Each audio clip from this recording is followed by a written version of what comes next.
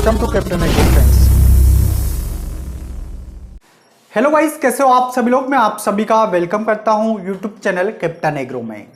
Guys, आज का हमारा वीडियो लेक्चर है यहाँ पर लीन सीड का, अलसी का। हम यहाँ पर एग्रोनॉमी पढ़ रहे हैं। एग्रोनॉमी में हमने सीरियल्स पढ़ा, उसके बाद हमने पल्सेस क्रॉप पढ़ी और उसके बाद में हम बात कर रहे हैं यहाँ पर ऑयल सीड क्रॉप की। आज हम बात करेंगे लीन सीड की, अलसी हम पढ़ने वाले हैं। यहाँ से एक दो क्वेश्चन हैं जो काफी ज्यादा इंपॉर्टेंट हैं, एग्जाम में आपसे पूछे जाते हैं। तो चलिए वीडियो स्टार्ट करते हैं।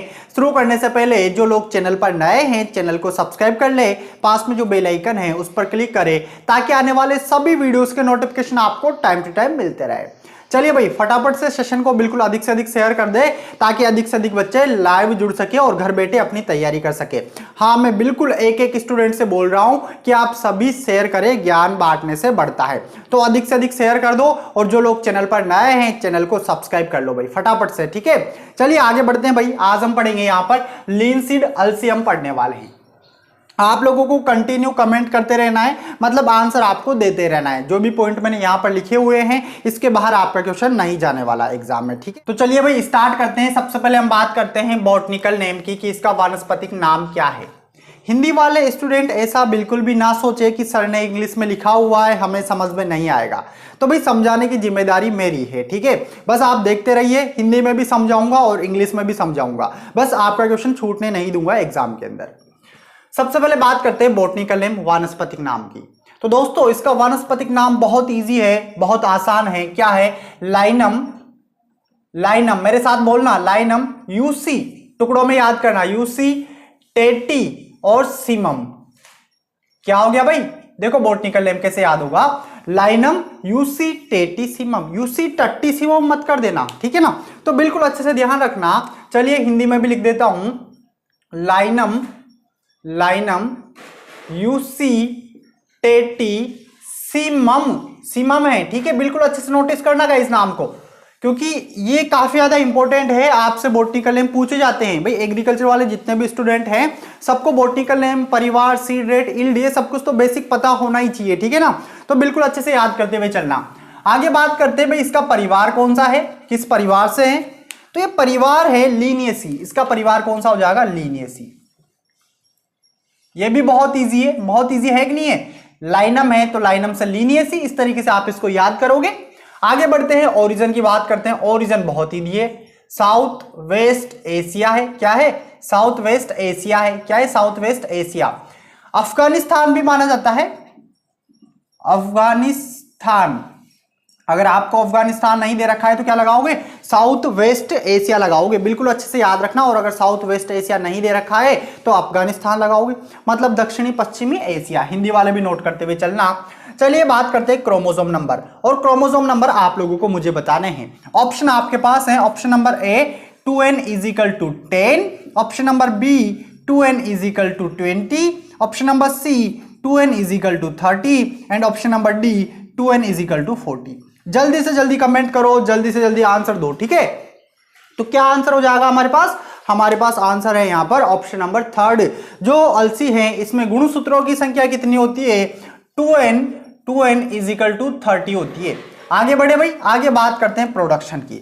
तो प्रोडक्शन अगर देखा जाए सभी किताबों में अलग अलग मिलेगा, लेकिन लेटेस्ट डेटा की हम बात करें तो कनाडा का, वर्ल्ड में तो कहां पर? कनाडा। ये क्वेश्चन आपसे नहीं पूछा जाएगा, डोंट वरी। वर्ल्ड की बात करें तो आपको क्या लगाना है भाई? कनाडा लगाना है। और अगर बात की जाए इंडिया में, तो इंडिया में देखो क्षेत्रफल, मतलब एरिया, क्षेत्रफल एंड प्लस प्रोडक्शन की बात करूं मैं यहां पर, मतलब उत्पादन और क्षेत्रफल इंडिया में किस स्टेट का ज्यादा है? तो ये तो आप लोगों को बताना है। Option number A RJ20 Rajasthan, option number B Madhya Pradesh, option number C UP and option number D Maharashtra. Comment करो जल्दी से जल्दी, राइट आंसर कमेंट करो कि राइट आंसर क्या होगा। तो दोस्तों हमारा राइट आंसर होगा एमपी, मध्य प्रदेश। क्या हो जाएगा? यहां पर हम लिखेंगे मध्य प्रदेश, हमारा राइट आंसर हो जाएगा। बिल्कुल अच्छे से याद रखना, क्षेत्रफल भी मध्य प्रदेश का ज्यादा है और उत्पादन भी मध्य प्रदेश का ज्यादा है। अब यहां से थोड़ा और डीपली चलते हैं, आगे चलते हैं हम। तो देखो मध्य प्रदेश में क्या होता है, मध्य प्रदेश में जो धान के खेत होते हैं, धान के खेत मतलब राइस, पेडी, इनके खेत में क्या किया जाता है? अलसी को उगाया जाता है। मतलब एक तरीके से रिले क्रॉपिंग का पैटर्न है। अभी समझेंगे पूरा डीपली। अगर राइस में अलसी के बीज डाले जाते हैं, अलसी उगाई जाती है, तो इसको उतेरा बोला जाता है। क्या बोला जाता है? उतेरा। समझ गए दोस्तों। और बात करें हम यहां पर बिहार एंड पश्चिम बंगाल, ठीक है, वेस्ट बंगाल की, तो यहां पर धान के खेतों में अलसी का उगाना क्या कहलाता है? पेरा क्रॉपिंग का प्रकार है, पेरा। अब ये क्या होते हैं सर? उतेरा पेरा कहां से ले आए आप? तो समझते हैं भाई। देखो ये दोनों हैं रिले क्रॉपिंग के प्रकार। किसके प्रकार? रिले क्रॉपिंग के प्रकार है। अब रिले क्रॉपिंग क्या होती है? तो देखो रिले क्रॉपिंग क्या होती है? खड़ी फसल में, खड़ी धान में, मतलब जब धान खड़ा रहता है, कटाई के पहले, धान की कटाई के पहले इसमें क्या कर दिए जाते हैं? बीज डाल दिए जाते हैं। किसके बीज डाल दिए जाते हैं? अलसी के डाल दिए जाते हैं, मसूर के डाल दिए जाते हैं, ठीक है। तो इस तरीके से आप याद रखना। अब यहां पर जैसे ये जो है एक तरीके से खड़ी फसल में कटाई से पहले दूसरी फसल को उगाना, मतलब हम उसके बीज डाल रहे हैं ताकि समय की भी बचत होगी। समय की बचत होगी कि नहीं होगी? खाद, फर्टिलाइजर सब कुछ उसको मिल जाएगा। जैसे गेहूं में भी हम क्या करते हैं? तरबूज के बीज डाल देते हैं। इसी तरीके से खड़ी फसल में क्या उगाना? मतलब अलसी उगाना। अब धान के खेत में अगर आपसे पूछा जाए कि मध्य प्रदेश में अगर अलसी उगाई जाएगी धान के खेत में, तो उसको क्या बोला जाता है? उतेरा बोला जाता है। और बात करें बिहार और वेस्ट बंगाल की, तो यहां पर इस प्रक्रिया को पेरा बोला जाता है। मतलब सीधा सीधा याद रखना यार आप तो कि ये धान का खेत है, अब इसकी कटाई है, कटाई से पहले इसमें क्या करेंगे? अलसी के बीज डाल देंगे। ये डाल दिए मैंने अलसी के बीज, डाल दिए अलसी के बीज। अब धान की तो कटाई यहां से होगी, तब तक तो ये पौधे बड़े हो जाएंगे, मतलब उगने लग जाएंगे, तो टाइम की बचत हुई। अगर ऐसा मध्य प्रदेश में किया जाए तो क्या हो जाएगा? उतेरा हो जाएगा। और अगर यही कंडीशन आपसे बिहार में पूछा जाए, बिहार में किया जाए, तो पेरा हो जाएगा। ये दोनों रिले क्रॉपिंग के प्रकार है। समझ गए गाइस? ठीक है, आगे बढ़ते हैं। आगे यहां पर हम बात करें भाई किसकी? क्लाइमेट की। क्लाइमेट से पहले थोड़ा सा एक और बात कर लेते हैं कि अलसी जो है इसको क्यों उगाया जाता है। तो यार अलसी को एक तो फ्लेक्स के लिए उगाया जाता है। किसके लिए? फ्लेक्स आप सभी समझ गए, रेशा। और इसको एक तेल के लिए उगाया जाता है, क्योंकि तिलहनी फसल है। हम किस में पढ़ रहे हैं? ऑयल सीड क्रॉप में इसको पढ़ रहे हैं। तो मेरे दोस्त याद रखना, अगर मैं बात करूं यार यहां पर वर्ल्ड की, तो वर्ल्ड में अलसी को उगाया जाता है फ्लेक्स के लिए, फ्लेक्स एंड ऑयल के लिए, दोनों के लिए। लेकिन दोस्त बात की जाए इंडिया की, कि इंडिया में अलसी को किस लिए उगाया जाता है, तो इंडिया में इसको उगाया जाता है ऑयल के लिए। किसके लिए उगाया जाता है? ऑयल के लिए, तेल के लिए उगाया जाता है। तेल वेल सबकी बात करेंगे भाई, कितना तेल परसेंट होता है, तो इसमें 33 से लेकर 45%, 47% आपको मिल जाएगा। नोट कर लेना भाई इसको, ठीक है। इसमें तेल की मात्रा कितनी होती है? 33 से लेकर 45% अलसी में तेल की मात्रा पाई जाती है। आगे बढ़े भाई, समझ में आ रहा है आप सभी लोगों को? ठीक है, आगे बात करते हैं क्लाइमेट की। तो जो अलसी है ये कोल्ड सीजन की क्रॉप है, मतलब एक तरीके से इसके लिए ठंडा मौसम चाहिए। तो यहां पर हमारा राइट आंसर क्या हो जाएगा? कूल क्लाइमेट रिक्वायर है इसके लिए। नोट कर रहे हो सभी? नोट करते हुए चलना, एक एक पॉइंट को समझते हुए चलना। कोई डाउट है तो कमेंट करना, आंसर आप लोगों को दिया जाएगा। और सेशन को बिल्कुल अधिक से अधिक शेयर करते रहना है। अगर आप लोगों ने अब तक वीडियो को लाइक नहीं किया है तो देरी किस बात की, लाइक कर दो भाई फटाफट, ठीक है। आगे बढ़ते हैं, आगे बात करें टेम्परेचर की। टेम्परेचर कितना चाहिए? तो इसकी फसल के लिए 20 से 30 डिग्री टेम्परेचर की रिक्वायरमेंट होती है। और दोस्त मैं बात करूं कि सोविंग के टाइम कितना होना चाहिए? सोविंग के टाइम, तो सोविंग के टाइम होना चाहिए 21 से 26 डिग्री सेल्सियस। कितना होना चाहिए? 21 से 26 डिग्री सेल्सियस होना चाहिए। आगे बढ़े, आगे बात करें वाटर रिक्वायरमेंट। तो वाटर रिक्वायरमेंट 45 से 75 सेंटीमीटर। तो सेंटीमीटर में नहीं, मीटर में बताओ। तो मीटर में बता देते हैं भाई, 450 से लेकर 750 मिलीमीटर, ये हो गया मीटर। इतनी इसको जलमांग की आवश्यकता पड़ती है। यही अलग अलग किताबों में अलग अलग आपको मिलेगी। जैसे आपको मिलेगी 500 से 700 मिलीमीटर। तो ये सब कुछ डिपेंड करता है आपके क्वेश्चंस के ऑप्शन के ऊपर, कि ऑप्शन में क्या दिया हुआ है। आप तो एक बार क्वेश्चन को समझ लो, उसके बाद में राइट आंसर हम लगाएंगे, ठीक है। आगे बढ़े, आगे बात करते हैं सॉइल कौन सी चाहिए। तो इसके लिए देखो क्लेलोम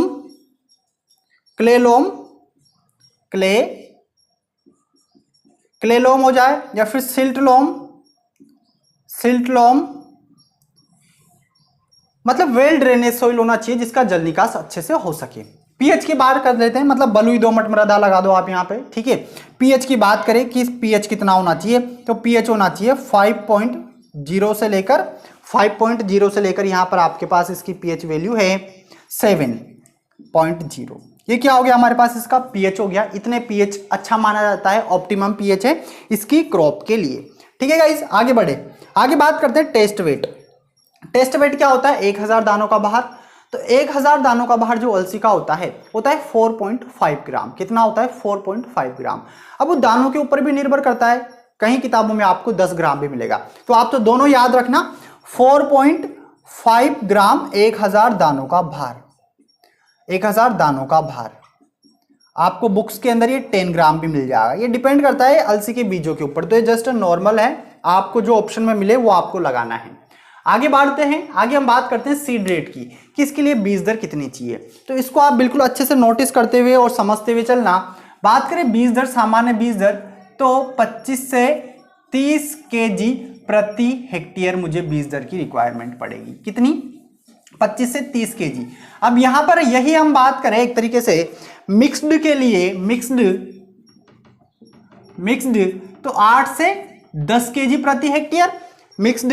एक तरीके से मतलब उतेरा और पेरा आप इसको समझ सकते हो, उतेरा एंड पेरा। मैंने अभी जस्ट आपको बताया था इनके लिए बीज दर कितनी लेंगे, तो 10 केजी प्रति हेक्टेयर लेंगे। कितनी लेंगे, 10 केजी प्रति हेक्टेयर हमें बीज दर लेनी है।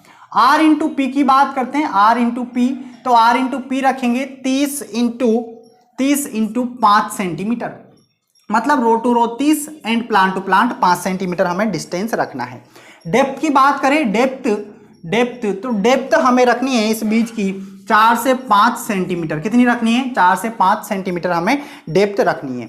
सबसे अच्छा मेथड कौन सा है सोविंग का, तो सबसे अच्छा मेथड है एक तो ड्रिलिंग आप सभी समझते हो, ड्रिल मशीन आती है उसके द्वारा हम सोविंग कर सकते हैं। इसके अलावा ब्रॉडकास्टिंग मेथड तो है ही सही। ब्रॉडकास्टिंग मतलब समझ रहे हो ना, ब्रॉडकास्टिंग मतलब होता है फैलाना, मतलब छिड़कवा विधि, इस तरीके से फेंकना, जैसे उतेरा पेरा में यही करते हैं। तो यहां पर ड्रिलिंग एंड ब्रॉडकास्टिंग हिंदी वाले क्या लिखेंगे भाई, छिड़कवा मेथड, और ड्रिलिंग मतलब बीज मशीन द्वारा। ये हो गया बेस्ट मेथड। अब हम बात करें सोविंग टाइम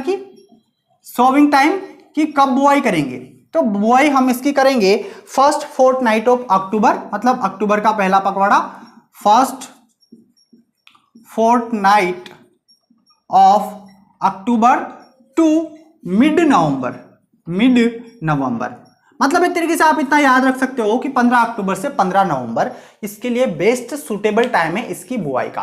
अब देखो सीड रेट के अंदर मैंने आपको बहुत सारे पॉइंट लिखवाए, तो सारे के सारे पॉइंट आप लोग बिल्कुल अच्छे से याद कर लेना, मोस्ट इंपोर्टेंट है। आगे जब आप बीएससी एग्रीकल्चर करोगे वहां पर भी ये सारे के सारे पॉइंट आपके काम आएंगे। तो बिल्कुल एक एक चीज आपको समझते हुए चलना है, याद करते हुए चलना है, और वीडियो को लाइक करते रहे और अधिक से अधिक शेयर करते रहे। सभी एग्रीकल्चर वाले स्टूडेंट्स के पास वीडियो पहुंचना चाहिए। आगे फर्टिलाइजर की बात करें तो इसमें हम डालेंगे N and P, nitrogen and phosphorus हम इसमें डालेंगे। और कितना कितना डालेंगे, नाइट्रोजन तो डालेंगे 50 केजी एंड फॉस्फोरस डालेंगे 30 केजी प्रति हेक्टेयर। हमें इसमें पोटास की बिल्कुल भी जरूरत नहीं है। वीड कंट्रोल की बात कर लेते हैं, तो इसमें फेलरिस माइनर वगैरह उगते हैं, तो कंट्रोल के लिए क्या लेते हैं, आइसोप्रोटीरोन लेते हैं। आइसोप्रोटीरोन हमें लेना है, और आइसोप्रोटीरोन कितना लेना है, 1 केजी प्रति हेक्टेयर। अगर एकड़ में बात करें तो 500 ग्राम लगा देंगे भाई, ठीक है। एंड इसके अलावा इसको आपको 200 लीटर पानी में सॉल्यूशन बना के इसका क्या करना है, स्प्रे करना है। इसके अलावा आप ले सकते हो आउडोक्स ले सकते हो, और आउडोक्स आपको कितना लेना है, 500 ग्राम प्रति हेक्टेयर वीड कंट्रोल के लिए, खरपतवार नियंत्रण के लिए। भाई खरपतवार नियंत्रण करना बहुत जरूरी है। खरपतवार नियंत्रण नहीं करेंगे तो जो भी आप फर्टिलाइजर डालोगे, जैसे 50 केजी नाइट्रोजन डालोगे, है ना, और 30 केजी आप पोटास डालोगे, फॉस्फोरस डालोगे, तो इनको कौन ले लेंगे, इनमें से 35% तो आपके खरपतवार ले लेंगे। इसलिए खरपतवार का कंट्रोल बहुत जरूरी है। कंट्रोल के लिए आप आइसोप्रोटीरोन और आउडोक्स लेना है, ये आपके एग्जाम में पूछा जाता है। आगे बढ़े, आगे हम बात करते हैं डिजीज की। तो डिजीज की अगर हम बात करें, यहां पर इसमें 3 डिजीज लगती है। एक तो लगता है रस्ट हिंदी में रोली बोलेंगे, एक लगता है विल्ट, कौन सा लगता है, विल्ट, और एक लगता है पाउडरी मिल्ड्यू। ये तीनों रोग हैं। रस्ट की हम बात करें कि किस किस के द्वारा होती है, पैथोजन कौन सा है, तो रस्ट का पैथोजन है मेलोस्पोरा, नोट कर रहे हो सभी, मेलोस्पोरा लीनी, इसके द्वारा ये रस्ट होता है, रस्ट रोली होता है। और विल्ट की बात करें तो विल्ट होता है फुजेरियम ऑक्सीस्पोरियम, शॉर्ट में लिख देता हूं FO, फुजेरियम ऑक्सीस्पोरियम। और पाउडरी मिल्ड्यू की बात करें तो ओडियम लीनी के द्वारा होता है। इन तीनों के पैथोजन हो गए। अब तीनों रोगों के कंट्रोल के लिए देखो, तीनों क्या है, फफूंद जनित रोग हैं, तो आप केराथेन ले सकते हो। क्या ले सकते हो? केराथेन 0.1% का आपको स्प्रे करना है, जिससे तीनों रोगों का कंट्रोल हो जाएगा। यहां पर हम बात करें इंसेक्ट की, तो इसमें इंसेक्ट भी लगता है, गेल फ्लाई आपको याद रखना है, एक इंसेक्ट। देखो ये सब कुछ आपसे नहीं पूछा जाता, एग्जाम में ये नहीं पूछा जाता। अभी आपको मैं बता दूंगा कि एग्जाम में आपसे क्या पूछा जाएगा। गेल फ्लाई लगता है, इसके कंट्रोल के लिए आप मेलाथियान ले सकते हो। क्या ले सकते हो? मेलाथियान। वेराइटीज की बात कर लेते हैं, तो जस्ट अभी हमारा लास्ट पेपर था एक, लास्ट पेपर मतलब संडे को एग्रोनॉमी टेस्ट पेपर 3rd था, उसमें यहां से एक क्वेश्चन दिया था मैंने। क्वेश्चन क्या था? एक तो भाई लाइनम यूसिटेटिसिमम वाला था, बोटनिकल नेम वाला, जिसकी फैमिली आपसे पूछी गई थी। और इसके अलावा वेराइटीज मैंने आपको दे रखी थी। वेराइटीज कौन कौन सी मैंने आपको दे रखी थी? एक तो वेराइटीज थी किरण, कौन थी? किरण थी, और एक सीका थी, किरण सीका। इसके अलावा त्रिवेणी है, जवाहर 23 है, इसको रफ कर देता हूं इधर साइड में। एंड नीलम है, नीलम हो गई, और कौन हो गई? हीरा हो गई, और आपका दोस्त गौरव हो गया। तो ये जो वेराइटीज हैं, ये किसकी वेराइटीज है? अलसी की वेराइटीज है। इन पर आपको फोकस करना है, वेराइटीज पर फोकस करना है। मतलब ये वेराइटीज जो है ना इंपॉर्टेंट है, इन्हीं में से आपका क्वेश्चन पुटअप होता है। अधिकतर किरण सीका त्रिवेणी आपसे पूछी जाती है, क्योंकि त्रिवेणी लवणशील किस्म है। ठीक है, यील्ड की बात कर लेते हैं, उपज की बात कर लेते हैं। तो इसकी उपज होती है 15 से 20 क्विंटल प्रति हेक्टेयर, इसकी उपज प्राप्त होती है। तो गाइस ये अलसी था। अब यहां पर अलसी में जैसे देखते हैं कि कौन कौन से क्वेश्चन अब तक पूछे गए हैं, कौन कौन सा क्वेश्चन कंफ्यूज करता है। तो देखो अलसी के अंदर क्या क्या पाया जाता है। सबसे पहले एक बार मैं इसको रिवाइज करवा देता हूं आपको, उसके बाद हम बात करेंगे हमारे क्वेश्चंस की। चलिए भाई फटाफट आप एक बार इसका स्क्रीनशॉट ले लो, और नोट कर रहे हो तो बहुत अच्छी बात है। गाइस फटाफट बिल्कुल स्क्रीनशॉट ले लो और याद कर लो सब, ठीक है। जो बच्चे बाद में आए, बीच में भी जुड़े हैं, फटाफट से देखेंगे। दोबारा मैं इसका रिवाइज करवा रहा हूं आपको। लिनसीड अलसी, बोटनिकल नेम है लाइनम यूसिटेटिसिमम। एक साथ याद करने बैठोगे तो नहीं होगा, टुकड़ों में याद करें। Linum usitatissimum, family Linaceae, origin south west Asia या अफगानिस्तान। क्रोमोसोम नंबर, गुणसूत्रों की संख्या 2n बराबर 30 होती है। और इसमें प्रोडक्शन की बात करें तो वर्ल्ड में कनाडा, और बात करें हम हमारे इंडिया के अंदर, तो इंडिया के अंदर मध्य प्रदेश। यार बात कर लेते हैं राजस्थान की, राजस्थान भूल गया था। ठीक है, देखो तो राजस्थान में टोंक में होता है। कहां पर होता है? टोंक में। ठीक है, ये याद रखना आप। आगे बात करें क्लाइमेट की, तो कूल क्लाइमेट की रिक्वायरमेंट पड़ती है। टेम्परेचर 20 से 30 डिग्री सेल्सियस चाहिए, एंड सोविंग के टाइम पे 21 से 26 डिग्री सेल्सियस टेम्परेचर होना चाहिए। वाटर रिक्वायरमेंट 45 से 75 सेंटीमीटर, मिलीमीटर में बात करें तो 450 से 450 मिलीमीटर। सोइल चाहिए क्ले लोम, सिल्ट लोम सोइल चाहिए, और यहाँ पर वाटर रिक्वायरमेंट आपको ये भी मिल जाएगी। टेस्ट वेट 4.5 ग्राम 1000 दानों का भार होता है। 10 ग्राम भी आपको मिलेगा बुक्स के अंदर। सीड रेट की बात करें तो 25 से 30 केजी इसकी बीज दर लेते हैं प्रति हेक्टेयर की। मिक्स्ड या यूतेरा या पेरा के लिए 8 से 10 केजी प्रति हेक्टेयर लेते हैं। उतेरा पेरा क्या होता है अभी जस्ट मैंने आपको बताया था। R/P 30/5 सेंटीमीटर लेना है। डेप्थ 4 से 5 सेंटीमीटर लेनी है। ड्रिलिंग एंड ब्रॉडकास्टिंग मेथड से हमें सोविंग करना है। Sowing time first fortnight of October to mid November आपको याद रखना है। फर्टिलाइजर नाइट्रोजन 50 डालेंगे, फॉस्फोरस 30 केजी प्रति हेक्टेयर डालेंगे। वीड कंट्रोल के लिए आइसोप्रोटिरोन 1 केजी प्रति हेक्टेयर के हिसाब से 200 लीटर पानी में सॉल्यूशन बना के स्प्रे करना है। आउडोक्स 500 ग्राम प्रति हेक्टेयर, दोनों का प्रयोग आपको करना है। डिजीज 3 डिजीज है, रस्ट है, विल्ट है एंड पाउडरी मिल्ड्यू है। रस्ट मेलोस्पोरा लिनाई से होती है। विल्ट जो है फुजेरियम ऑक्सी स्पोरा से होती है। एंड पाउडरी मिल्ड्यू आपके पास ओडियम लिनी से होती है। तीनों का कंट्रोल केराथिन से करेंगे। तीनों क्या है? फफूंद जनित रोग हैं। ठीक है, यहाँ पर सीड ट्रीटमेंट, अगर सीड ट्रीटमेंट कर दोगे तो ये बीमारी होगी नहीं। सीड ट्रीटमेंट में यहाँ लिख लो भाई, ठीक है। सीड ट्रीटमेंट भी कर देना। सीड ट्रीटमेंट कर देना आप बाविस्टीन से। किससे करोगे?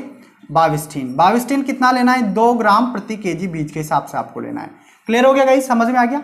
आगे बात करें इंसेक्ट की, तो गेल फ्लाई लगता है, कंट्रोल मेलाथियान से करेंगे। वेराइटीज याद रखना, किरण, सीका, त्रिवेणी, जवाहर 24, नीलम, हीरा, गौरव। इसकी किस्में हो गई। उपज की बात करें तो 15 से 20 क्विंटल प्रति हेक्टेयर इसकी उपज प्राप्त होती है। गाइज आई होप आपको समझ में आ रहा होगा सारा का सारा, आप नोट कर रहे हो बिल्कुल अच्छे से, ठीक है। आगे बढ़ते हैं, आगे यहाँ पर हम बात कर लेते हैं भाई कि कौन से क्वेश्चंस हैं जो एग्जाम में पूछे गए हैं। एक तो आरपीएससी एओ का एग्जाम जो हुआ था 2012 में, कब हुआ था? आरपीएससी 2012। तो गाइज हम बात करते हैं यहां पर कि क्वेश्चन कहां से पुटअप किया जाता है। आरपीएससी 2012 में एओ, इस एग्जाम में एक क्वेश्चन पूछा गया है यहां से कि हार्ट पेशेंट के लिए उपयोगी है। तो हार्ट पेशेंट के लिए उपयोगी माना जाता है किसको? लिनसीड को, अलसी को।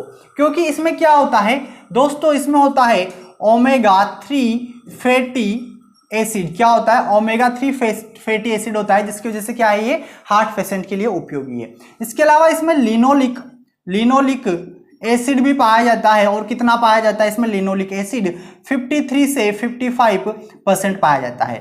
इसके अलावा सूरजमुखी में भी पाया जाता है, आगे पढ़ाऊंगा मैं आपको। सूरजमुखी, सनफ्लावर, इसमें लिनोलिक एसिड पाया जाता है 68%। तो जब मैं सूरजमुखी पढ़ाऊंगा आपके सारे डाउट्स क्लियर कर दूंगा। तो गाइस कैसा लगा आपको ये वीडियो, आप मुझे कमेंट करके जरूर बताएं। जो लोग चैनल पर नए हैं चैनल को सब्सक्राइब कर ले, पास में जो बेल आइकन है उस पर क्लिक करें ताकि आने वाले सभी वीडियोस के नोटिफिकेशन आपको टाइम टू टाइम मिलते रहे। इसके अलावा यार मेरा जो दूसरा चैनल है, लिंक नीचे डिस्क्रिप्शन में है, नाम है लव प्रकाश गोमे, आप उसको भी सब्सक्राइब करें। इसके अलावा आप मुझे फेसबुक, इंस्टाग्राम, टेलीग्राम इन सब पर फॉलो जरूर करें, वहां पर एग्रीकल्चर के लेटेस्ट अपडेट आपको मिलते रहेंगे। और गाइज यार वीडियो को बिल्कुल लाइक कर दो अगर आप लोगों ने लाइक नहीं किया है, और बिल्कुल अधिक से अधिक शेयर करो। बिल्कुल सभी स्टूडेंट को अधिक से अधिक शेयर करना है। और कैप्टन एग्रो आप सभी लोगों का परिवार है और इसको आगे बढ़ाना है। जल्दी से जल्दी हमें इसको 1 लाख तक पहुंचाना है। और आप सपोर्ट जरूर करें मुझे, गूगल पे से जितना आपसे हो सके आप मुझे पे जरूर करें। लिंक आपको नीचे डिस्क्रिप्शन में मिल जाएगा, कैसे पे करना है उसका भी आपको वीडियो नीचे डिस्क्रिप्शन में मिल जाएगा। तो गाइज कैसा लगा आपको वीडियो, आप कमेंट करके जरूर बताएं। मिलते हैं हम नेक्स्ट वीडियो में, तब तक के लिए नमस्कार, जय जवान, जय किसान, जय हिंद, ऑल द बेस्ट।